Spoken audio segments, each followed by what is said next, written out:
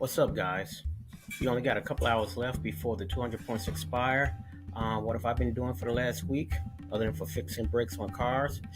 I've been working on a couple of videos. I'm going to show you one of them in about 5 seconds.